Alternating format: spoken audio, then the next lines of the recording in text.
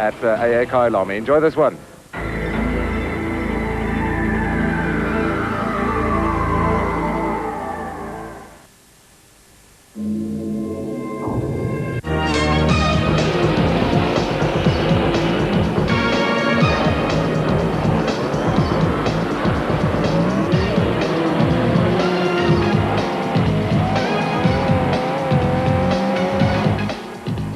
A balmy summer day at AA Kyalami in Midrand and a race meeting that promised a great deal of action for the crowd, who were waiting expectantly for round 6 to get underway.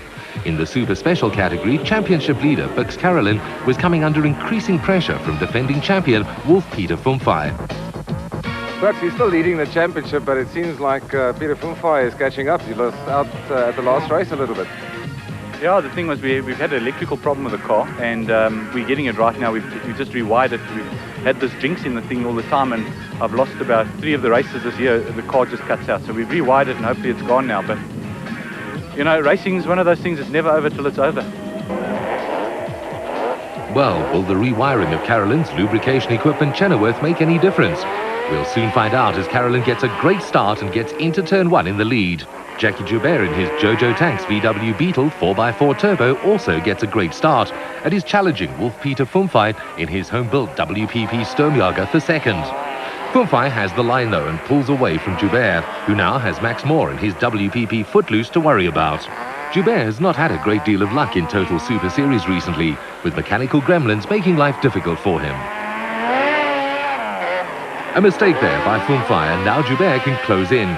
Carolyn, then Fumfai and Joubert gets the run on the defending champion and moves into second position. It's Carolyn, then Joubert and Fumfai, and making up ground is Tom Smith in his Mighty Mag.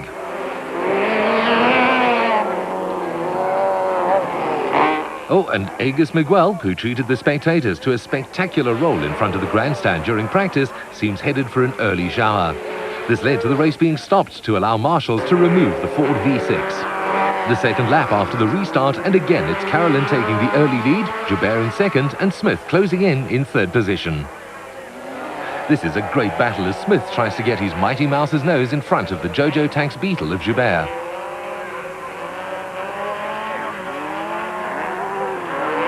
Smith tries to sneak through on the inside of the bottom corner, but Joubert has the advantage of turbocharging and can get the power down much earlier than Smith.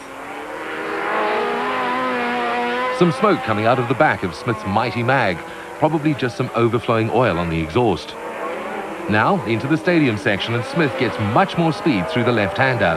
He goes the long way, trying to get around Joubert. It's Carolyn in the lubrication equipment Chenoweth, and then this almighty battle between Joubert and Smith for second position. Smith takes the inside line. Has he got him? Yes, he's through, and the Mighty Mag is in second position.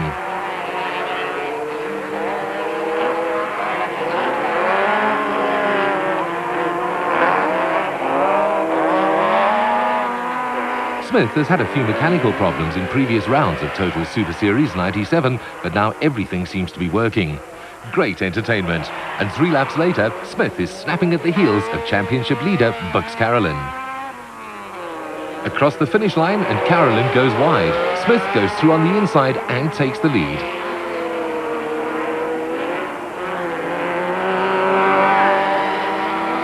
Smith in the Mighty Mag, then Carolyn in the lubrication equipment Chenoweth. Smith is the son of former off-road racer John Smith and has never led a Total Super Series race before.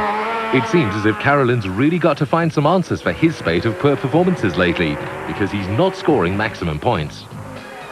It's Warren Claassen who's rolled his Radflow Dart just before the jump coming into the stadium section.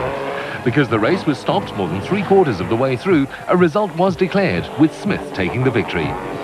Tom, that was an interesting race. 2 stoppages. Yeah, it was in the first time I went a bit wide, and I touched Peter Fumfai. Later on in the race I touched Bux, and it was pretty hairy, you know, but it was a lekker race. I just hope that Warren's okay after his major wipeout. And indeed, Claassen was only a little shaken, not stirred. After 5 rounds in the 200cc motorcycle category, Elna Fox Kawasaki teammates Freddie Fourie and Brett Gray were sharing the top of the point standings. Freddie, you and Brett Gray on equal points in the 200 category. It's turning out to be quite a tight championship this year. Yeah, it's tight. Brett's been riding good. He's on the gas. I just got to get in front of him, stay in front of him, get the points on him, and just go for the title. The start of Heat 1 and a great start for another Elna Fox Kawasaki rider, Ian Topless, with Fourie and Gray hot on his heels. The whole shot belongs to Topless, but Fourie and Gray are not allowing him to get away. Topless has just retained his 125 and 250 motocross titles, and until the end of the Total Super Series 97 season, he's free to concentrate on improving his points position in this series. But both Fourie and Gray want the title badly, and with no team orders, it's every man for himself.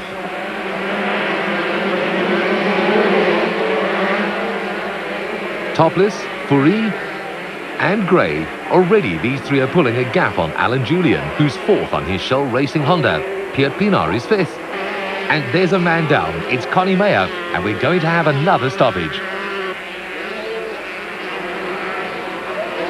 Shortly after the restart, three riders were involved in a multiple crash, and the race had to be stopped again. Among the riders involved was Kevin Blues, and although two riders had to be taken to hospital, nobody was seriously injured. The spectators were wondering whether the day's program would be completed with all these stoppages.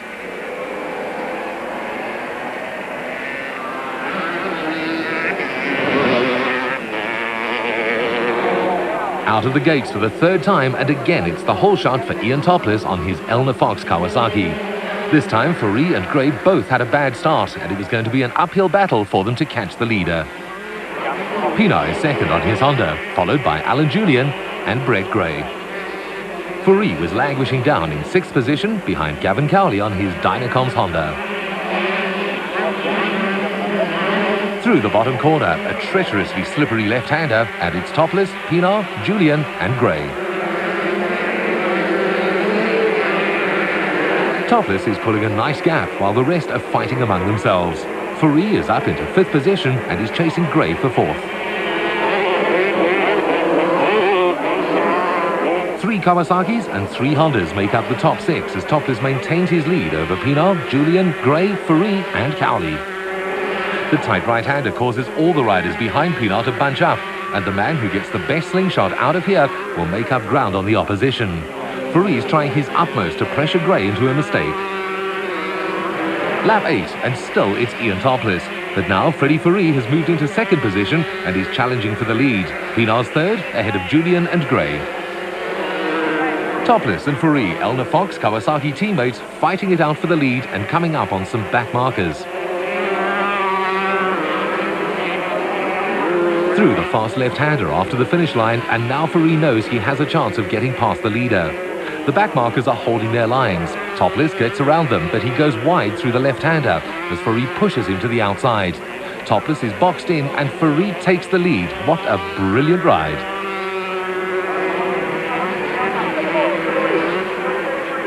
Fourie knows that if he stays where he is and Gray finishes in fifth, he'll be in a strong position to take the lead in the championship, and he's determined to take the victory. All three races on the day count towards an overall position, which determines the rider's total points for the day, and obviously finishing on top calls for consistent high placings.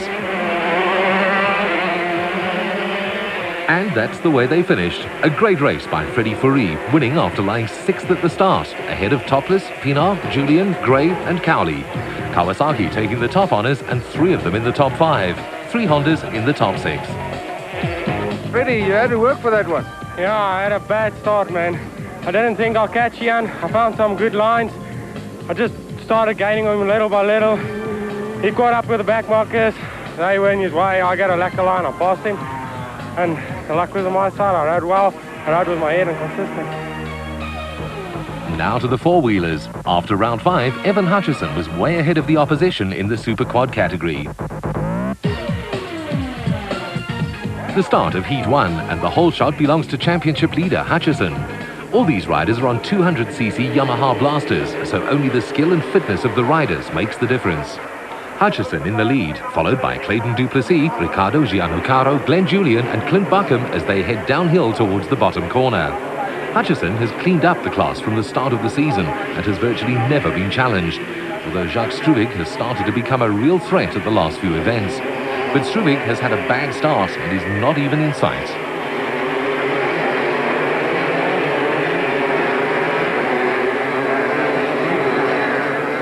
Hutchison pulling away already, then Duplessis and Gianlucaro, with a gap developing to 4th and 5th place men Julian and Buckham. Hutchison on the Line-X Yamaha has a beautiful smooth riding style, and he stays in control with the minimum of effort. A nice battle developing between Duplessis and Gianlucaro for 2nd position. With the dust becoming a problem, Gianlucaro decides to get a slingshot out of the left-hander.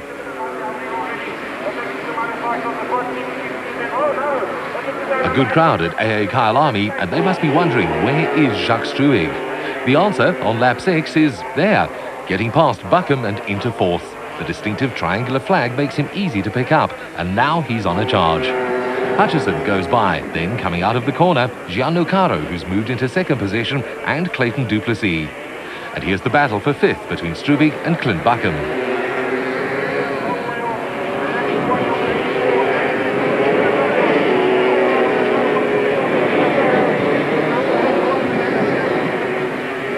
Flat out through the kink and into the stadium section, and oh, a bit of a mistake there by Struwig on the Jojo Tanks machine, who goes into the corner too fast, allowing Buckham to close in and get past.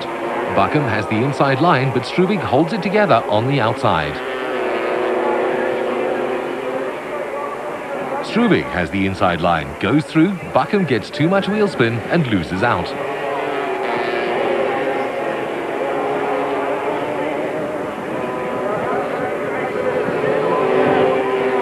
Downhill now, and Struwig is starting to pull a bit of a gap. He's incredibly fit, and that normally helps him to overcome the fatigue that slows down other riders towards the end of a race. Now here's the battle for 2nd between Gianlucaro and Duplessis. Hutchison has disappeared into the distance, but where's Struwig? There he is, and the gap is 11 seconds. Will he be able to catch up with time running out? Buckham seems to be dropping back.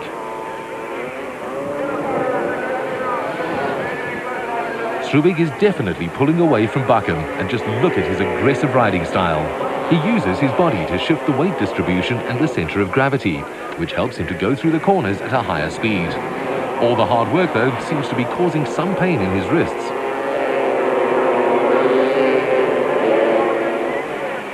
Back to the leader, and Evan Hutchison on the Line-X Yamaha is still way out front. With such a huge points advantage in the championship, he can't be caught and will be crowned Super Quad champion for 1997. Some back markers are looming, but they've never bothered Hutchison as he takes it easy on his way to another victory. Just one more corner to go, and another checkered flag for the irrepressible Evan Hutchison on his Line-X Yamaha Blaster. So, Hutchison wins again. Gianlucaro, in one of his best performances of the season, triumphs over Duplessis, while Struwig finishes 4th after a great fight back. Evan, that seemed very easy from the outside. The challenge from Jacques Struwig never really materialized. No, I don't know where he was. I didn't see him. We had a very good start. Bike's going well. Track's still looking good. It's early heats. Yeah, happy. I went good, very happy. You've already won the championship. What are you riding for now? I ride because I love riding. The championship just gives us a chance to ride. So whether we won it or not, that's really immaterial. We're here for the fun.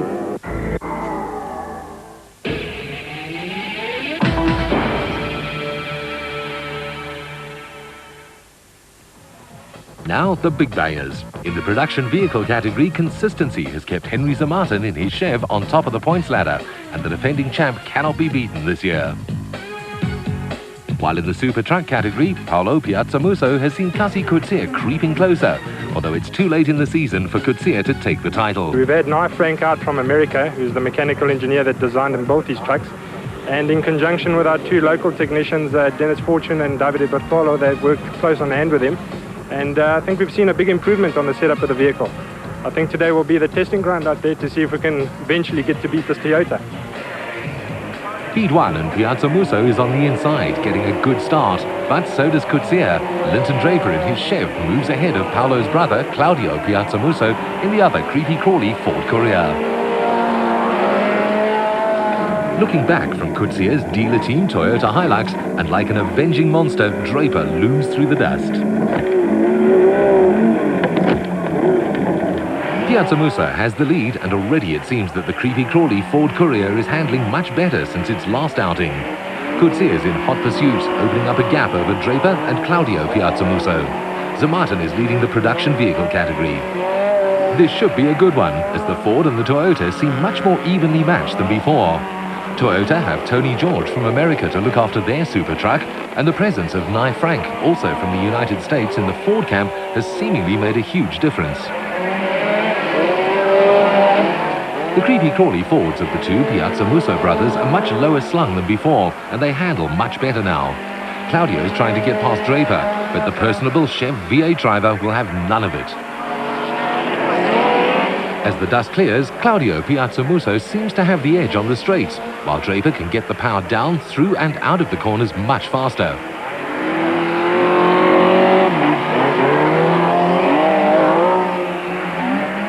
The leaders are coming out of the bottom corner. Paolo Piazzamuso reveling in the lead after having to play second fiddle to the dealer team Toyota Hilux for the last 3 meetings. There's a huge gap between the two leaders and Draper and Claudio, but all of a sudden the Toyota's engine is starting to sound somewhat rough.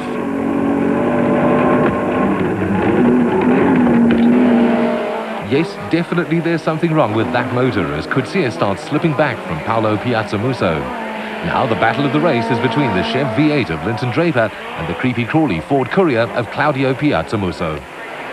Draper's a hard man to pass as he makes that wide-bodied super truck of his even wider, and Piazzamuso must be getting increasingly frustrated as he can probably see that Coetzee is in trouble.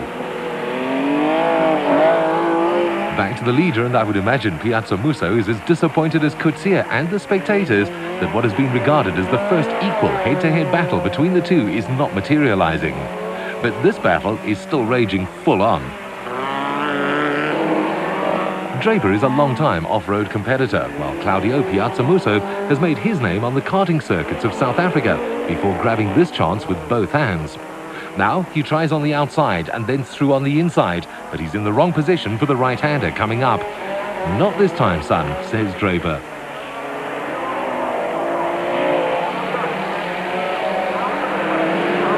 Down the hill again, and Piazzamuso is going to try around the outside of the bottom corner. Paolo Piazzamuso still in the lead, and Kasi Coetzee is in danger of losing his second position. Draper and Claudio are going through the S's at the bottom end of the circuit and are getting closer all the time. Draper uses the power of that huge V8 Chevy engine to his full advantage. Through the kink, and Piazzamuso must be uttering some choice words under his helmet as he just doesn't seem able to find a way around the wily old fox. Wide around the outside, trying to sell Draper a dummy, goes Piazzamuso. Now he needs to hold his line into the right-hander coming up. Coetzee struggling with a blocked fuel pump and making room, but Piazzamuso has outbraked himself and Draper lives to fight another day. Has Piazzamuso shown his trump card too soon and blown it? Flat out down the hill, and the creepy-crawly Ford closes in. A little nudge there, but Draper's immune to that.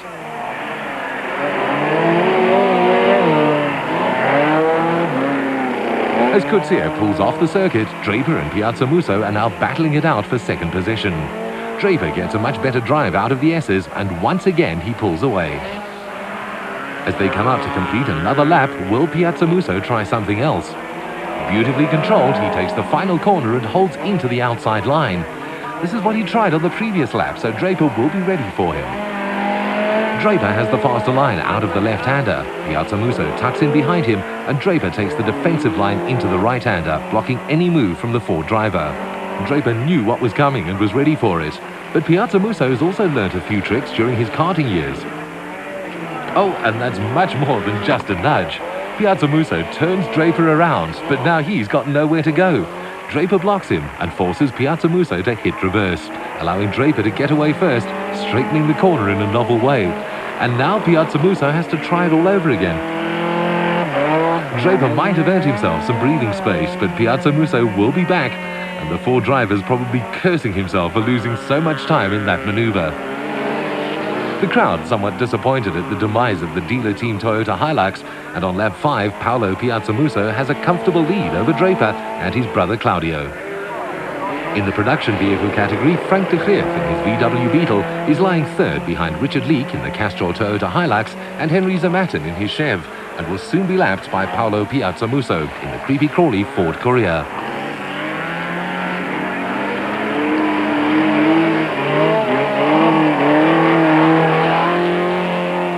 Paolo Piazzamuso has had a trouble-free run, while his brother Claudio has had to crawl back into a position from where he could challenge Linton Draper for second position. Draper will not be caught by that and holds the defensive line, but Piazzamuso seems to have gotten out of the right-hander a little quicker this time.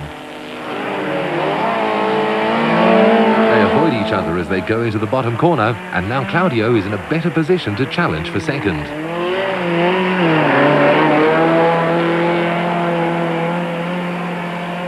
Up the hill again, and the fact that Piazzamuso has been able to catch Draper is a clear indication that he has the speed to do it. The only problem is actually getting past the Chev V8. Past the main grandstand, and again Piazzamuso holds the outside line through the sweep. Great car control, and now Claudio's in a good position to take the inside line into the right-hander. Very close to each other, and again a little bit of a nudge there. Nothing dangerous, and Piazzamuso is through. This time he's pulled it off, and some good racing skills there by both drivers. Back to the leader, and Paolo Piazzamuso only has to stay on the road to win this race. Meanwhile, Claudio has to get through the production vehicles.